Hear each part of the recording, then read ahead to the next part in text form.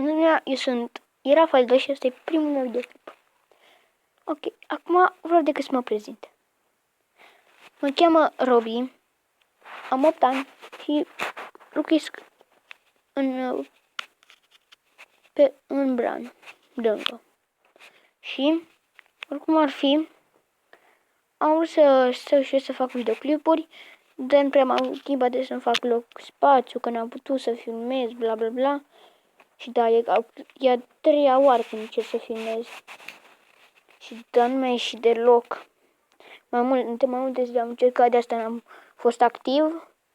Așa că am vrut să fac și eu primul meu video. Și ăsta e. Mă cheamă Robi. Și ăsta e. Următorul videoclip va fi pus chiar după asta, după ce îl voi pune. Oricum ar fi, asta e și o să ne vedem cu următorul videoclip pus. Ei, pa, pa!